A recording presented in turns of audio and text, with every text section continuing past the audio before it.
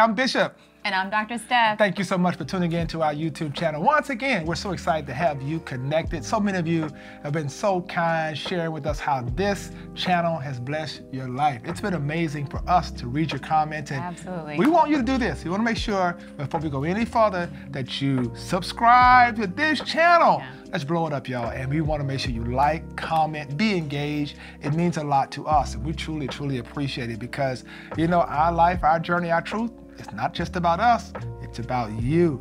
Today is gonna be special, right? Yeah. We are bringing folks into our home. Yes. We do something every year and we hadn't done it since the pandemic. And this is an awesome opportunity for us to share. Talk about it. Yeah. One of our biggest passions is mentoring young people. We truly believe in lifting as we climb. Yeah. And so as a result, we frequently will bring groups of young people into our home just to do fireside chats, to pick their brains, allow them to pick our brains, to help them get to the next levels. And I think it's so important, right? Because this is an opportunity for them to kind of be up close and personal with us. And we just kind of check on them, see how they're doing. Their parents drop them off. And you know what's so cool? These students today represent Meharry Medical College. And Vanderbilt. Vanderbilt Medical School. They're dental students, the graduate students.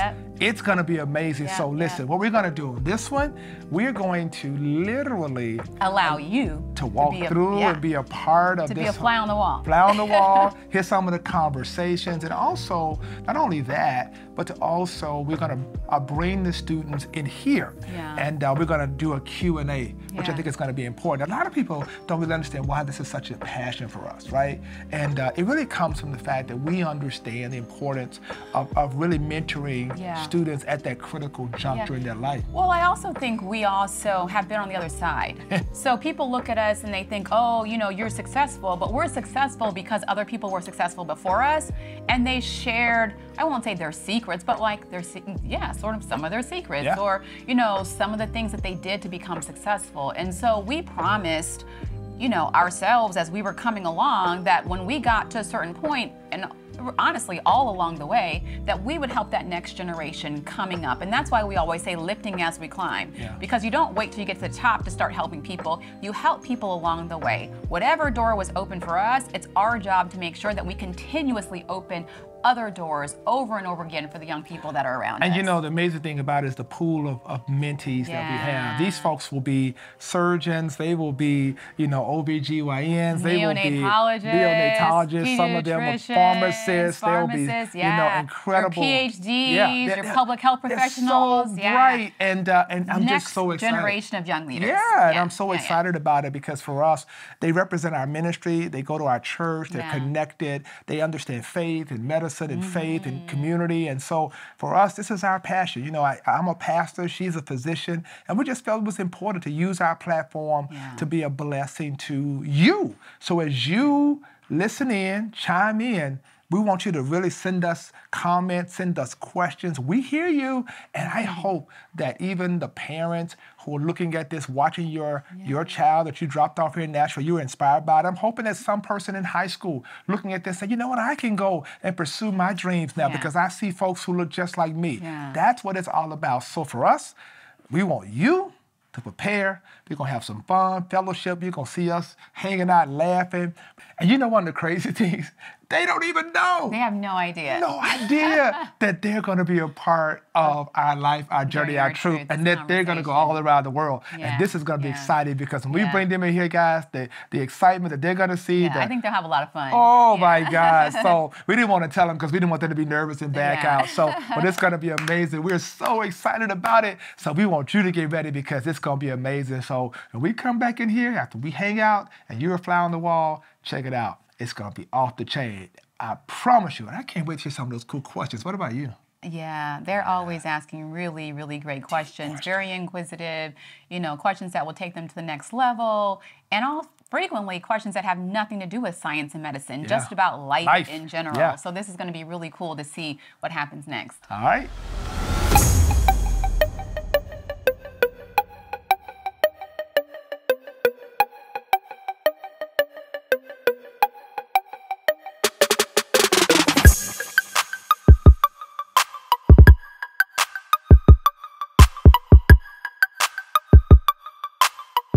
All right, so we are here, and we have this amazing group of students from Meharry and from Vanderbilt. Yeah, hey, family. And we have students, we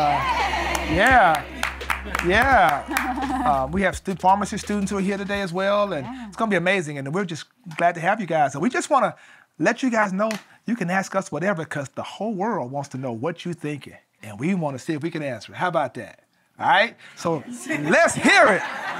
Uh-oh. Let's hear it. Now, we just want to hear from you. Talk to us. Come on. All right, come on. Let's hear that question. Stand up. Let's hear it. Come on. It's important for our audience to know, like, your name and where you're from and what program and all that good stuff, huh? Okay. Well, do I talk to Yeah. Okay. Hello, everyone. I'm Allison Banks. I'm from Jackson, Tennessee. I'm a third-year medical student at Meharry. Woo-hoo! And I just want to ask you too, like, how did you know, like, how doctor stuff? How did you know you wanted to be a doctor? How did you know you wanted to be a preacher? Yeah. Go ahead, Dara. So I've always wanted to be a physician since I was little, but I didn't actually know what it meant. I came from a whole line of nurses, and I just remember being in the hospital, having had surgery myself. I was probably about 6 or 7 years old, and I had a ganglionic cyst removed from my wrist, and the kid in the bed threw up on the floor. And I was like, Mom, who has to clean that up? The doctor or the nurse? She said, the nurse does. And I was like, well, I'm going to be a doctor then.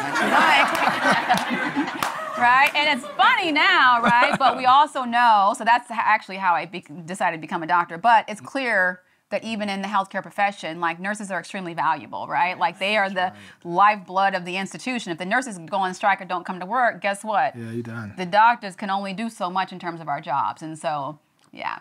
Yeah, so I was actually in school, I was going to be an attorney. Come from a family of lawyers, etc. So I was going to be the black Matlock, literally. And when I was 20 years old, I was on my way to law school, and I finished college early. And God called me into ministry, and it was something that I resisted with every fiber of my being. And but I knew I had to do it, and so I didn't know what it was going to be like. I was like, God, like preaching, what, But the rest is history, man. Just yielding, and could not run from it. No, what did your granny say? My grandmother said something quite interesting. I tried to negotiate the call. Right. I said to my granny, I said, I can still be a lawyer, and Vanderbilt has a program. It's a JD, MDiv. I could do both in 5 years. And she looked at me with a straight face. She said, now you can't lie and tell the truth at the same time. And the rest is history. The rest is history. There you have it. Good question. All right. Yes. Yes, go ahead, sir. Yes. My name is Darrell Oliver from Brooklyn, New York. I go to Meharry. I'm a second-year medical school student. Brooklyn, best time.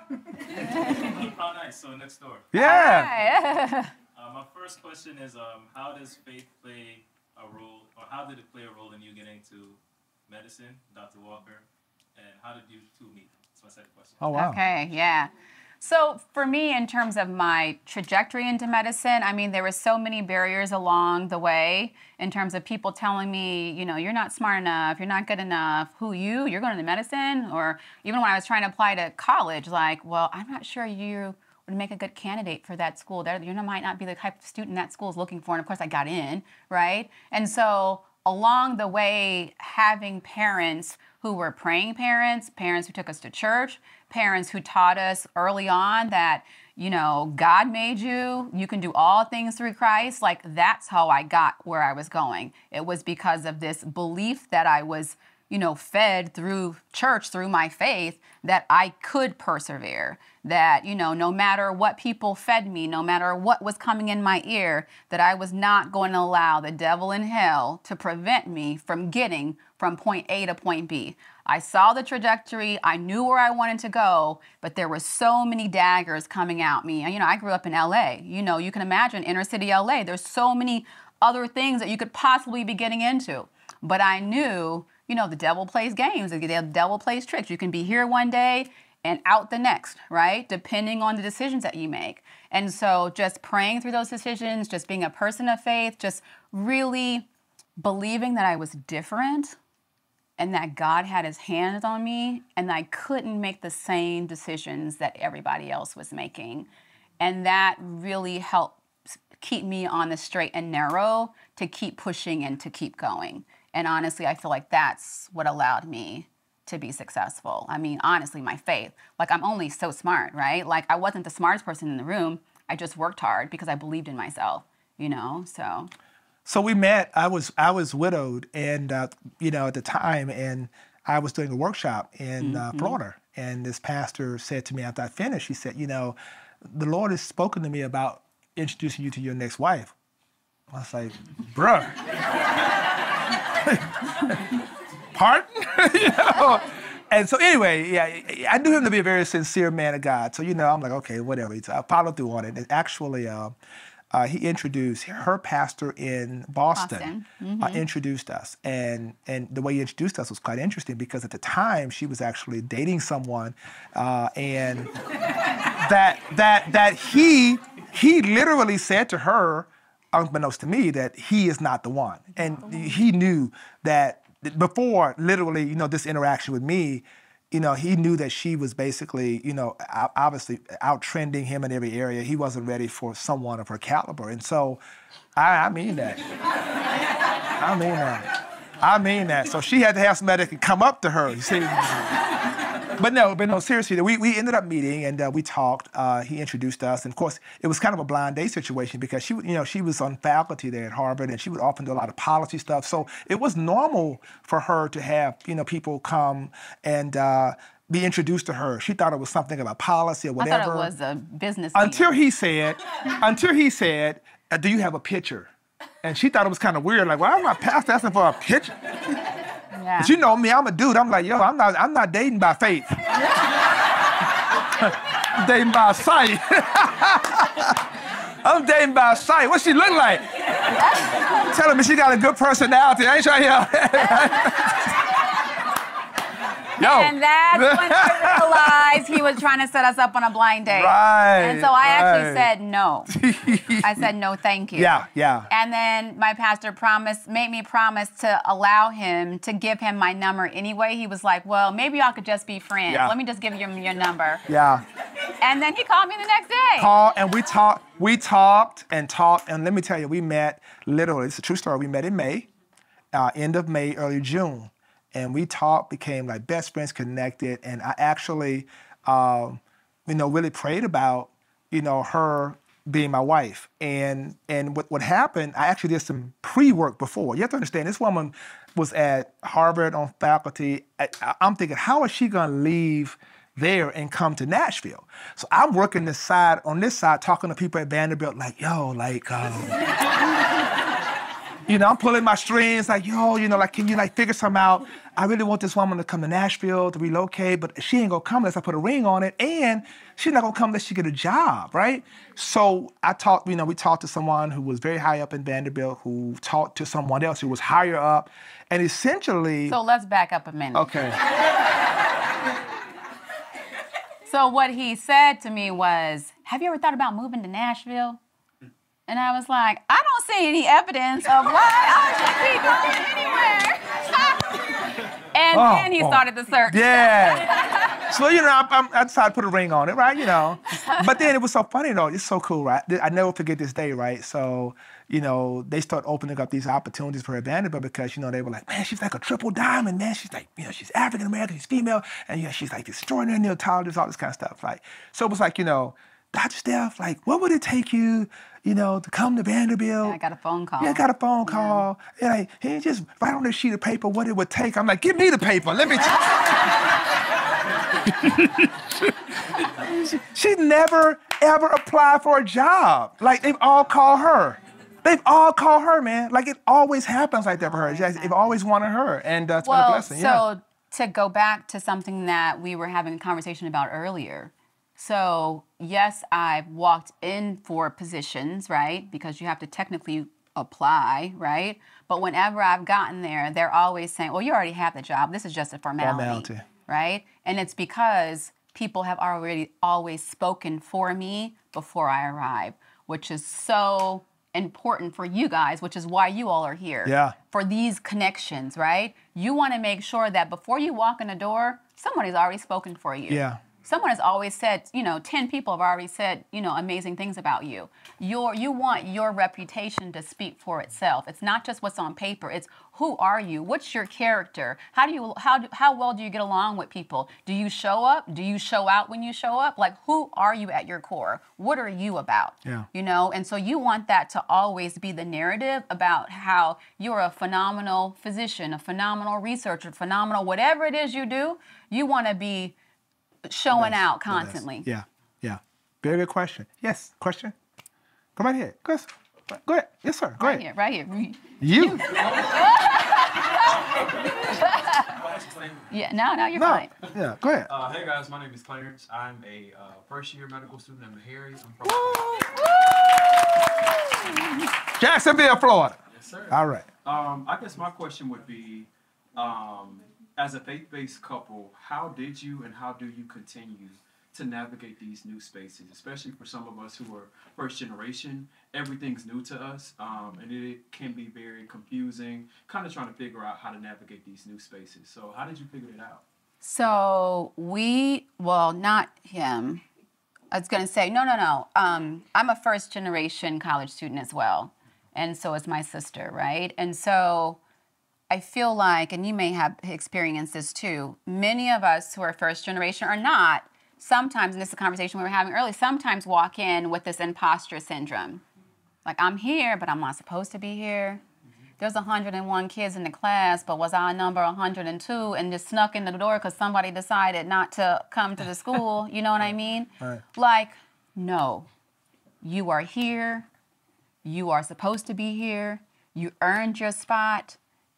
Don't let the devil try to play tricks in your mind. Like, God's is always working, right? His timing is always perfect. You're here for this season, for a reason, for your purpose, on purpose. This is not an accident. This was not the tricks of the devil. You're supposed to be here. Yeah.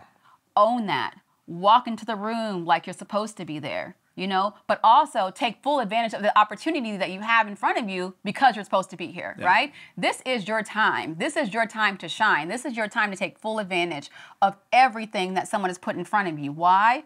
Because there is about 200, 300, 400 people that didn't get the spot that you have. So take full advantage. Don't waste it. Yeah. Hey, I'm Tyler Wilson. I'm from Columbus, Mississippi, and I'm a third-year medical student at Meharry. My question is, what financial advice would you give to students who are currently? Oh, let me answer that one. Yes. I love having this conversation, right? I love having this conversation. The first thing I would say to you, act your wage. Yep, I knew he was going to say that. It is so easy to get caught up in the internet drip competition. Yeah. And it is incredibly important to understand, one, as a professional student, those of you watching around the world, that you automatically come into, because I was on the board at Meharry for a few years. I understand the debt service you will have when you finish. I understand that. The reason why our ministry is so philanthropic around scholarships, and I hope you guys apply for this. We're doing $200,000 on the second Sunday in November. Y'all apply for that, get some money. And then we have a scholarship as well through the Community Foundation right here. They're going to put it right here. Community Foundation, Middle Tennessee. We give $2,500 scholarships. But it's important that you save, that you live way beneath your means, that you carpool as much as you can, that you truly lock in and understand how to have a strategy to attack the debt that's going to come. That you have to start now attacking that debt mentally and attack it, because one of these you don't want to do is sit up and I got $200,000, $150,000, whatever it is. When I finish, I'm working to pay this off. And of course you get the salary and you're like, man, much of it going. You can have a strategy now of how you discipline yourself on a budget. I always say, put a budget on a bag, meaning I put one bag here and I call it gas. One bag here, I call it bills. One bag here, and I call it, God. And one bag here, I call it fun, right? So when this bag called fun is empty, that's it. I'm not taking bill money to go pay fun. I'm telling my friend, my bag empty, dog. Can't do it. You get it? And that's a good way to program yourself with a budget, because your budget tells your money what to do. Otherwise, without a budget, your money telling you what to do. So it's very, very important that you really start now tackling that by establishing a budget, a mindset around how you tackle debt. I believe, by the way, I believe it with all of my heart that some of you, that God is just going to give you a situation that's going to wipe your debt out. I believe it.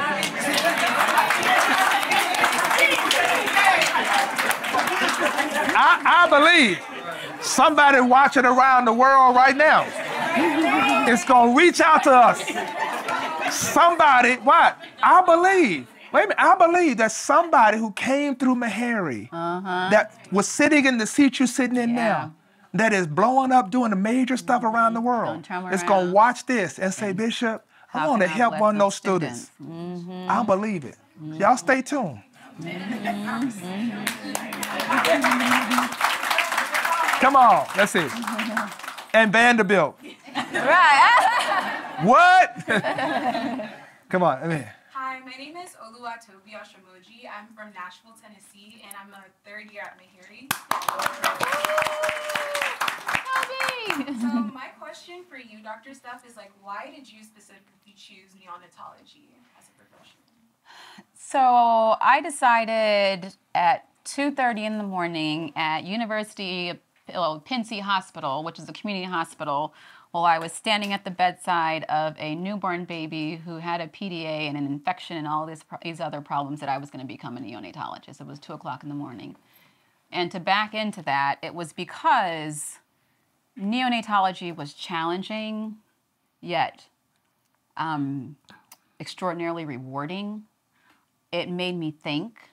I could stand at the bedside and look at a baby, look at the labs, look at the numbers, and even if in that moment I didn't know exactly what was going on, I can continue my exam, and over time I could quickly figure out what was going on. So it was almost like I was constantly the investigator figuring out the solution, you know what I mean? And so it challenged me, and I'm just a very cerebral person. I love organized chaos, and it was just something that just really, really pushed every button. I didn't have to give up, and some of you guys may be thinking about what you guys are going to do next. I didn't have to give up an organ system.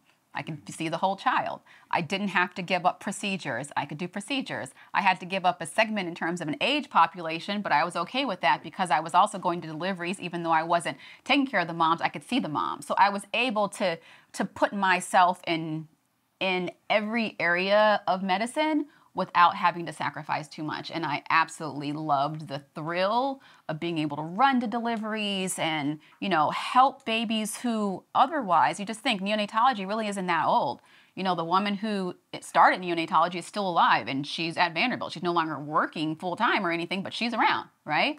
And so being able to be a part of saving infants that 35 years ago were dying. They were just dying because there was not the technology. But now that we have the technology, being able to be a part of that, being able to be a part of that history, being able to be a part of that development of this field of medicine was just amazing. And definitely being able to help parents with the worst case scenario, like every parent wants their baby to be 100% normal. They never want to see you coming, but they're grateful that you're there when you do have to show up. And so it's just an extraordinarily rewarding career. And if I had to do it all over again, I would do it all over again. Yeah. All right, yes, go ahead. So my question is also for Dr. Steph. One, what is it like being married to a pastor? And follow-up is, what is it like being married to Bishop Walker? Oh. That's a good question. I'm curious to hear the answer to this. Well, interestingly enough, when we were courting, I basically told him that he was not allowed to talk about church or what he did. Because for me, I did not want to get to know Bishop Walker. I did not want to get to know Pastor Walker. I needed to get to know Joseph. Because if our relationship was going anywhere, I needed to know the man that I was going to marry, not the image or this idea of a person that was, or a persona that was on a stage, right? And so thank you. So for us, I've never necessarily looked at him as Pastor Walker, but I do understand the question. So I think for me, it's just my personality. I make him check his title and his name at the door. And that goes for both of us, right? When he walks in the door, he's not, oh, bishop. He's not, pastor. He's husband. Can you go take the trash out? Can you go, go put the kids to bed? Or can you help here, help there? Here's your honey-do list, right? And I think that's so important for anyone who marries anyone, right? Like, we're all everybody in this room is going to be somebody powerful, right? You're going to know powerful people. You're going to do something amazing. But at the end of the day, who are you? Like, that name and that title and those letters behind your name are just that, letters behind your name. That does not define you. It does not protect you from tragedy or hurt, harm, or danger, right? You have to continue to be wise. You have to continue to make wise decisions. And so, yeah, I mean, I don't know that person. Like, I don't know who Bishop Walker is. I know Joseph. I've never tried to get to know Bishop Walker because I don't want to know Bishop Walker. I need to know this man right here, right? And so, yeah. Yeah. That's a good question. All right, right, yeah. What is it like for both of you guys, having a family and doing everything that you do? Oh gosh, professionally? That's a good question. It's interesting. We talk about it often. Yeah, It's about balance and it's about prioritization for us. I mean, we have two wonderful children whose activities are never ending. We were, doing things yesterday, today, this morning. We were running. Joseph with his baseball, Giovanni with her dance. We're just moving like air traffic control. It's really a very intentional, precise scheduling. Someone made a joke earlier, like Bishop's always on time. That's a fact. Like, we do not waste time. And we also can't afford to. We can't afford to, but we want our kids to not be aware so much of what we do other than being their mother and father. Yeah. We want our children to be normal because how PKs can turn out in the bubble of that. And so we want them to know. And so, it's funny, I'm dad, she's mom, and they'll joke with us sometimes. Like, little Joseph's 5 years old. He'll say, Dr. Walker. Your name is, your name is Dr. Walker. Your name is Bishop Walker. He'll laugh and he'll be pretending. But at the end of the day, presence for our kids takes priority over everything, our scheduling, everything else. So we plan our family schedule first, and then we plan everything else around that. And Saturdays are just like, for me, it's like sacred. I mean, I've told the church several years ago, like, I'm going to be with my family on Saturdays. I'm not going to do all this stuff like traditionally pastors do on Saturday. I can't do it. I'm going to be locked in on my family because I don't want to sacrifice my family on the altar of my ministry. All right. One final question. Well, final two right here. 1, 2. Go ahead. All right, go ahead. Yeah. Oh, hi. Hi. My name's Nikita Ford. Hey. I'm from Chattanooga, Tennessee. Yeah. I'm a second-year dental student at Harry. Woohoo! Okay, so I've been married about 7 years. All right. Hard. Yeah.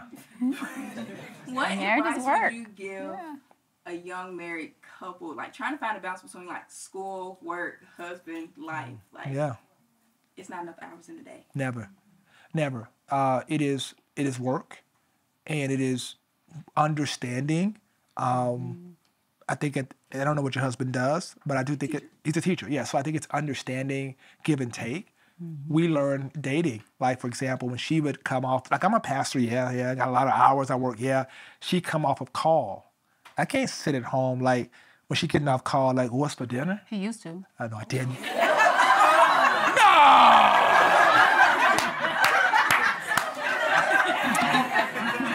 And we grow. Right. We evolve.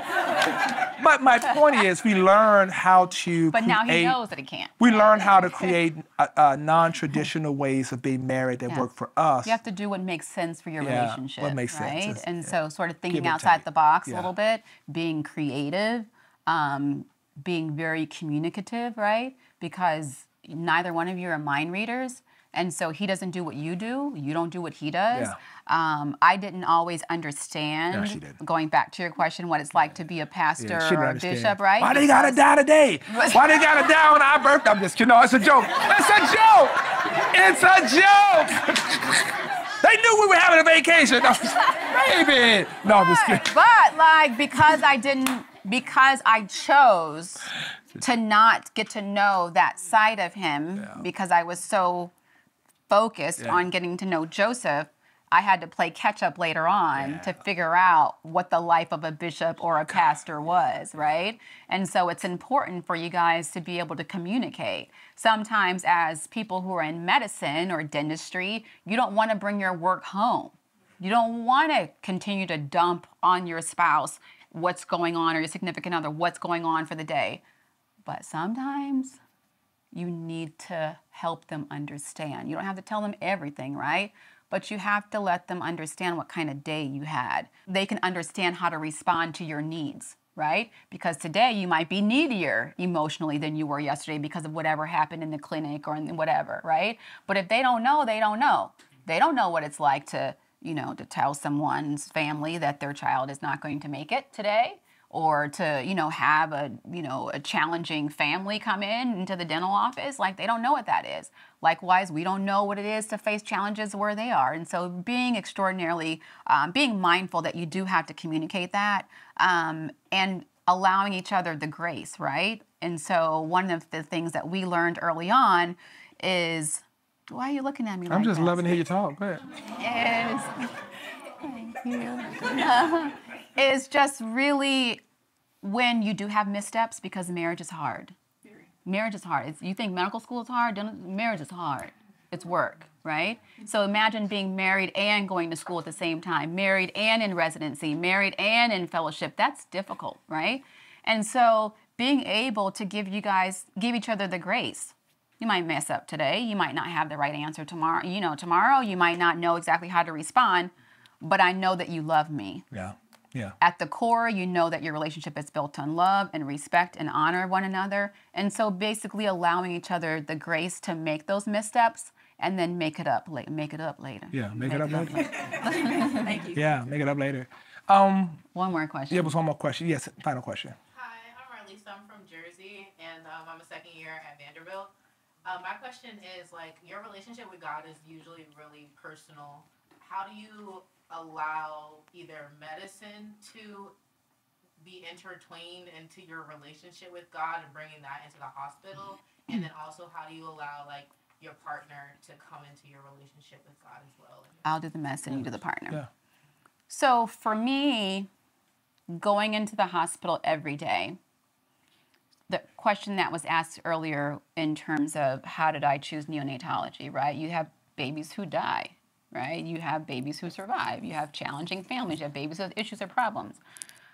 I know that with a shadow of a doubt, I cannot do this by myself. If someone is to survive based on what I do with my hands, it's because God is guiding my hands and guiding my mind and giving me the right answers, right? I'm just a mere conduit to do the work of the Lord, because truly that is my ministry. Whatever you're doing, this is your ministry, right? And so every day when I was driving into the hospital, I was praying for my patients, for my hands, for my mind. In case I get stumped, Lord, supernaturally give me the answer if you have to. You know what I mean? Just so that I can have a positive outcome, so my patients can have a positive outcome. And so to answer the question, it was intimately entwined with what I did every day. And depending on where you end up training, like right now you guys are in the South. The South is the Bible Belt of the country. But you might not always be in the Bible Belt of the country. You might be the only person of faith in your department, depending on where you're going. It's important to carry that with you. You don't have to be all up in people's face, Jesus, Jesus, Jesus, Jesus, Jesus, right? But don't be afraid to be who God made you to be. Be that light wherever you go, because you will be surprised at how people positively respond because they're hungry for that, especially your patients. I mean, I've been in rooms where, I thought I was the only person of faith, but then someone else started praying for the patients. You know what I mean? So don't be afraid to be who God made you to be in those moments, even in the hospital setting, even in the dental office, even, wherever you're practicing and whatever you're doing. Be that light, because God called you, your whole you, all aspects of you, to whatever you're doing. So it doesn't matter whether you're in science or not. Like, whatever you're doing, wherever you are, whoever you are, bring your whole self to the table. Yeah. Let me tie a bow around all of this today, and let me just encourage all of you. I believe with all of my heart what the Bible says in Jeremiah 29:11. God says he knows the plans he has for us. These thoughts are, of good and not evil, to give you a future and a hope. One translation says an expected end. It is important that you all understand you are the manifestation of the prayers of your ancestors. Yes, Lord. You being here is not by accident. Our involvement and our commitment to you is to be a source and a resource of strength for you and support during this journey. Yeah. Because we recognize that we lift as we climb. When you're walking on a path like you're walking on, it is par for course to talk about how difficult the journey will be. If it were easy, everybody would do it. W.B. Du Bois calls you the talented 10th. You are that. You are the most extraordinary minds the earth has. And the way to counter any attack, the way to counter any imposter syndrome is excellence, is to succeed, to be unapologetic in your pursuit of excellence. To not settle for average is only being on top of the bottom.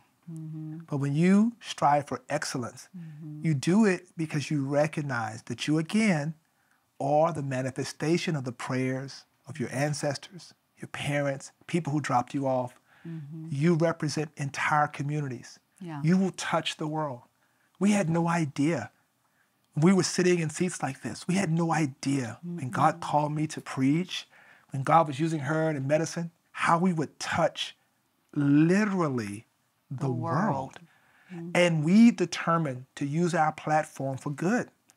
We want you to see what it looks like when you persevere. We're unapologetic about how God has blessed us, but we have been faithful, and we learned the power of giving back. And our entire lives are stewardship to God. And we pray that you are encouraged by this. We pray that you remain connected. We pray that you know we mean it when we say, DM us, connect with us, because covering matters. You see, a lot of people try to do what you do, and they do it without covering, and you end up in a place of isolation. And you're trying to go through something as difficult as this in isolation. Hard. It's hard to do that.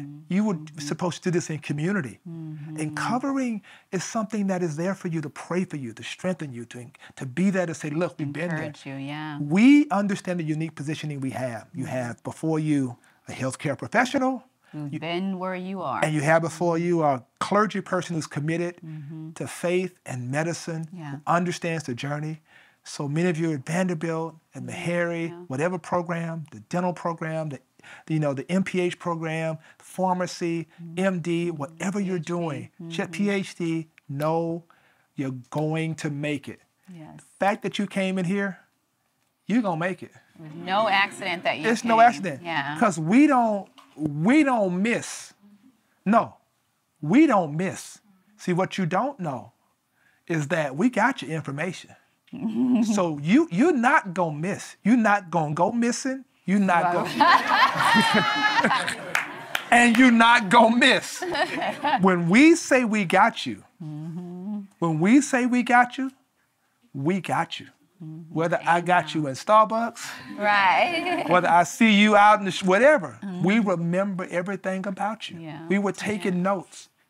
We were asking those questions on purpose. It is not some random episodic gathering. We had a good time at Bishop and Dr. Steph House. No, this moment will go with you for the rest of your life.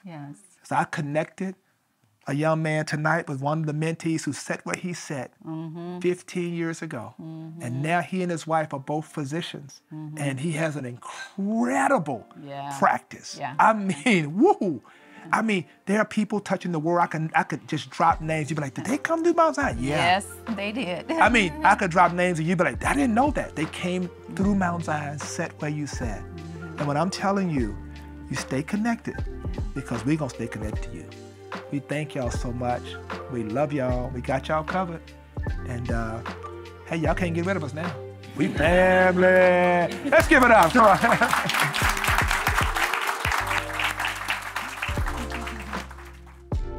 Woo, now that was an amazing time. Oh my gosh, that was great. I am still floored by some of those questions. Man, some of the engagement. I hope you were blessed. Listen, it's changed us just to be a part of what we just experienced. And listen, we want to make sure, again, that you absolutely subscribe to this site. Make sure you follow Dr. Steph. Right here, follow me, Joseph Walker 3. We want to connect with you. Want to hear your comments, make sure you stay connected. And I tell you what, we're going to keep these episodes coming as creatively as we can. Who knows? We might drop in on you. So you be blessed. Have a good day. I'm Bishop. And I'm Dr. Steph. Peace.